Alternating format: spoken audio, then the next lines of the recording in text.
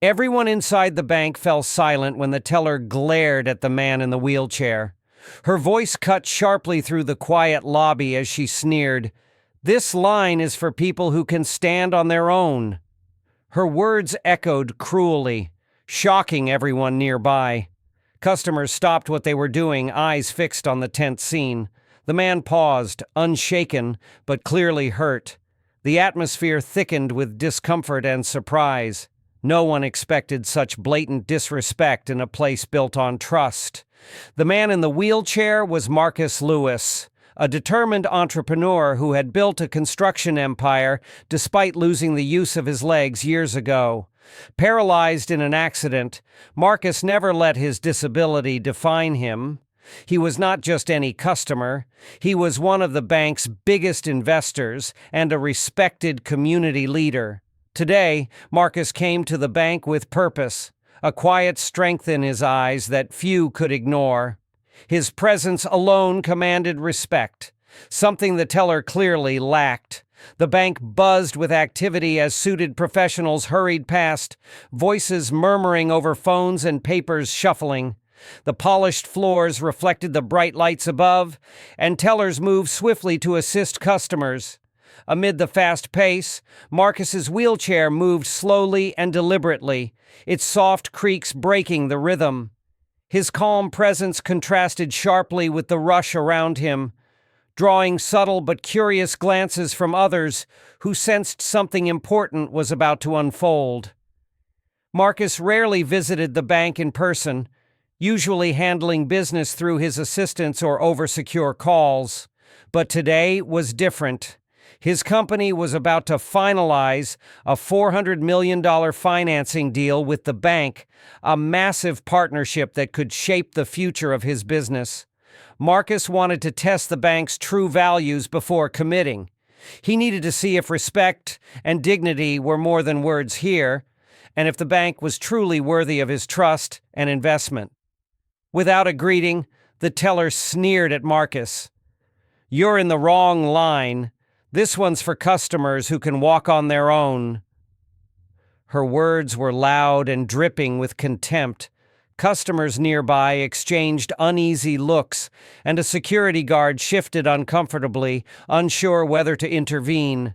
Even the branch manager appeared from his office, sensing trouble. Melanie's prejudice was clear, ignorance disguised as confidence. She underestimated Marcus, thinking his wheelchair meant weakness, but everyone watching could feel the tension rising, a quiet storm brewing behind her rude words. Marcus didn't react with anger. Instead, he smiled gently and said, "I am a customer here." His voice was steady and calm, showing his strength. "I would like to speak with the branch manager." His request carried quiet authority, raising the stakes. The room grew still, the air thick with anticipation. Customers waited to see what would happen next. Marcus's calmness made it clear. He wasn't someone to be dismissed or mocked. The moment held the promise of justice. Marcus reached into his jacket pocket and slowly pulled out a sleek black envelope. The room seemed to hold its breath as he extended it toward Melanie. She hesitated, her confident sneer faltering for the first time. Reluctantly, she snatched the envelope from his hand and stomped toward the back office. The mysterious package added a new layer of tension. Everyone wondered what it contained and what power it might hold. The silence in the bank was heavy, charged with anticipation. Moments later, the branch manager burst out from the office, his face pale and eyes wide with panic. Seeing Marcus, he quickly bowed slightly and stammered, "Mr. Lewis, I didn't expect you today. Please forgive us." His nervous apology stood in stark contrast to Melanie's earlier arrogance. The manager's panic showed he knew the importance of Marcus's visit. The atmosphere shifted immediately. Authority had entered the room, and the teller's boldness suddenly seemed foolish and misplaced. Marcus pointed calmly toward Melanie. "I want her to apologize to every customer who witnessed this." His voice was firm but controlled. The teller's face drained of color as everyone in the bank turned to watch. Then Marcus revealed the real reason for his visit. "I'm here because my company is about to merge banking services with yours in a $400 million deal." The room went silent, tension rising like a storm.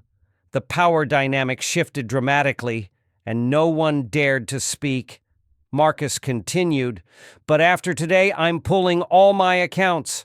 I've already told my legal team to cancel the deal." Melanie's eyes filled with tears as she trembled. The branch manager's face fell, his earlier panic replaced by defeat. The message was clear. Disrespect would not be tolerated. Marcus's quiet strength had won the moment, and the bank knew it. By the end of the day, Marcus's legal team had swiftly moved all his assets to a smaller, more inclusive bank led by veterans and disability advocates. News of the incident leaked, causing Liberty Trust Bank's stock to drop 2 points. Within hours, Melanie's employment was officially terminated. The power had shifted decisively. Respect and dignity had won, and justice had been served.